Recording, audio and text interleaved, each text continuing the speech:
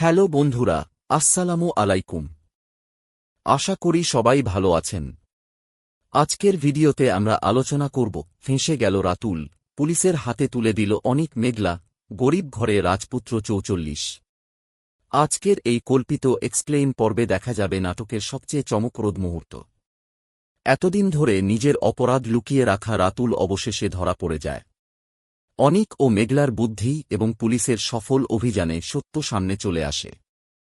পর্বের শুরুতেই দেখা যায়, সন্তানকে ফিরে পাওয়ার পরও অনিকের মনে একটি প্রশ্ন ঘুরপাক খাচ্ছে। সে বুঝতে পারে, পুরো ঘটনার পেছনে রাতুলের ভূমিকা রয়েছে। তদন্ত কর্মকর্তার সঙ্গে কথা বলে অনিক নতুন করে তদন্ত শুরু করে। Police mobile call record, CCTV footage এবং প্রত্যক্ষদর্শীদের তথ্য সংগ্রহ করতে থাকে। এদিকে রাতুল বুঝতে পারে, তার বিরুদ্ধে প্রমাণ জমা হচ্ছে। সে শহর ছেড়ে পালানোর পরিকল্পনা করে। কিন্তু তার প্রতিটি গতিবিধির ওপর নজর রাখছিল পুলিশ। মেঘলা তদন্ত কর্মকর্তাকে একটি গুরুত্বপূর্ণ তথ্য দেয়।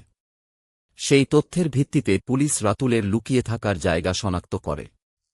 রাতের অন্ধকারে শুরু হয় বিশেষ অভিযান। পুলিশ চারদিক থেকে বাড়িটি ঘিরে ফেলে। তদন্ত কর্মকর্তা উচ্চস্বরে বলেন, রাতুল, আত্মসমর্পণ করো। পালানোর কোনো সুযোগ নেই। রাতুল প্রথমে পালানোর চেষ্টা করে, কিন্তু দরজার সামনে অনিক দাঁড়িয়ে যায়। দুজনের মধ্যে তীব্র কথোপকথন শুরু হয়। অনিক বলে, অনেক অন্যায় করেছে, এবার সত্যের মুখোমুখি হওয়ার সময় এসেছে। রাতুল রাগে চিৎকার করে বলে, তোমরা কোনোদিন আমাকে ধরতে পারবে না। ঠিক তখনই পুলিশ তাকে ঘিরে ফেলে। পালানোর চেষ্টা ব্যর্থ হলে রাতুলকে আটক করা হয়।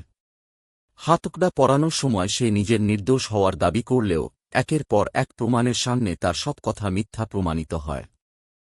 মেঘলা সামনে এসে শান্তভাবে বলে, মিথ্যা দিয়ে সত্যকে চিরদিন চাপা রাখা যায় না। আজ তোমার সব ষড়যন্ত্রের পর্দা ফাঁস হয়ে গেছে। তদন্ত কর্মকর্তা রাতুলকে পুলিশের গাড়িতে তোলেন। যাওয়ার আগে তিনি বলেন, আইনের চোখে সবাই সমান। অপরাধ করে কেউ পার পায় না। রাতুলকে থানায় নিয়ে যাওয়ার পর জিজ্ঞাসাবাদ শুরু হয়। সেখানে সে আরও কয়েকজন সহযোগীর নাম প্রকাশ করে।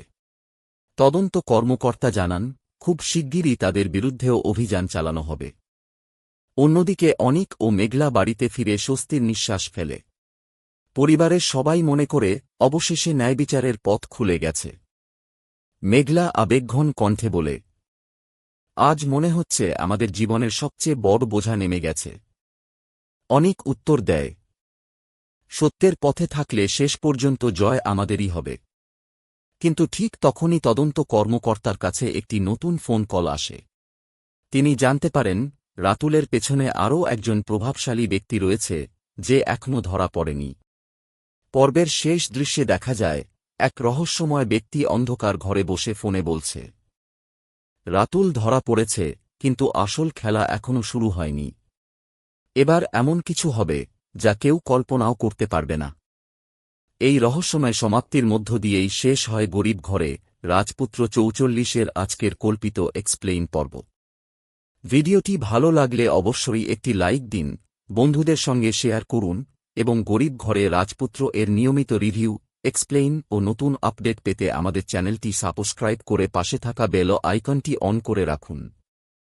ধন্যবাদ। সবাই ভালো থাকবেন। আল্লাহ হাফেজ।